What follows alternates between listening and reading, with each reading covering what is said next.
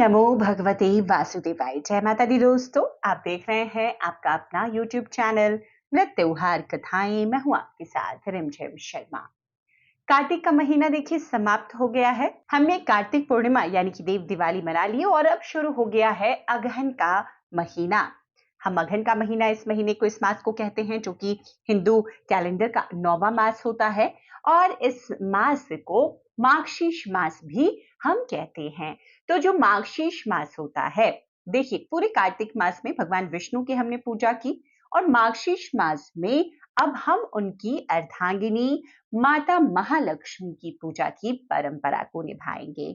मार्गशीर्ष का मास देखिए बहुत ही पवित्र होता है। इस मास में भगवान श्री कृष्ण की पूजा आराधना तो विशेष की ही जाती है, साथ ही माता लक्ष्मी की विशेष पूजा आराधना की जाती है। देखिए खास तौर पर मार्गशीर्ष मास यानी कि अगहन महीने के हर गुरुवार के दिन माता महालक्ष्मी की पूजा आराधना करने से माता लक्ष्मी को घर में स्थापित कर विधान के साथ उनका पूजन करने से परिवार में सुख समृद्धि का हमेशा के लिए वास होता है।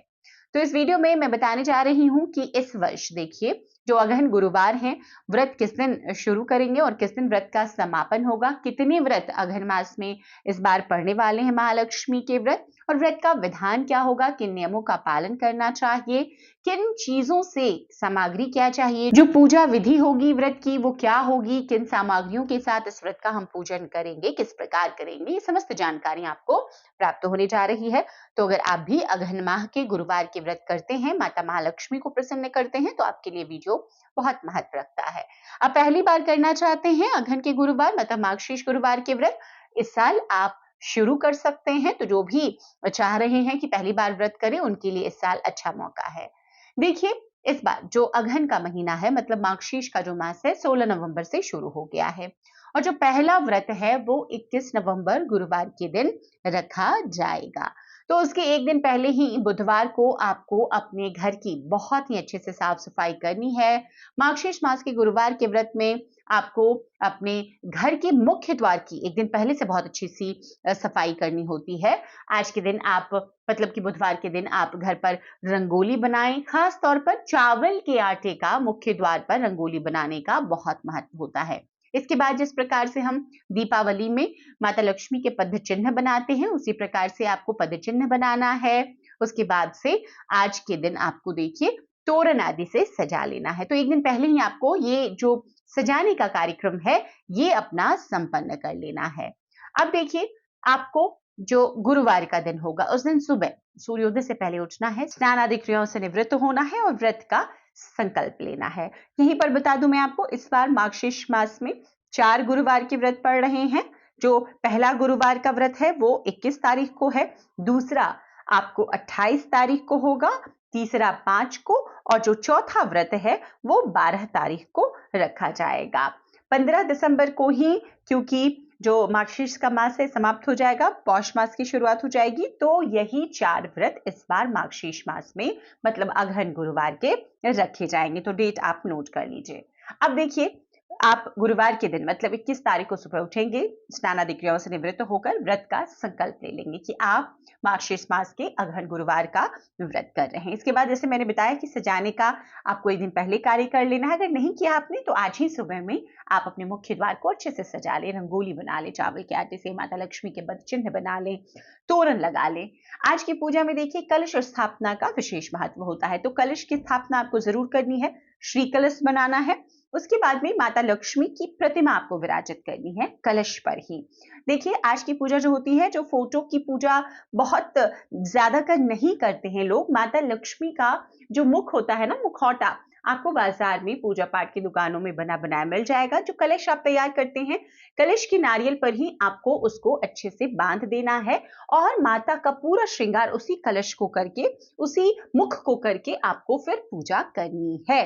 दीप आपको प्रज्वलित करना है शुद्ध घी का और माता का आह्वान करना है। पान के पत्ते पर सुपारी, फूल, अक्षत लेकर के आप माता का आह्वान कर लें, संकल्प कर लें कि आप आगे पूरे 4 व्रतों में हैं। माता आपकी जो भी आपकी कामना है उस इच्छा को रखते हुए कामना पूर्ण करें। माँ को अपने घर में आमंत्रित आप इस प्रकार से करें।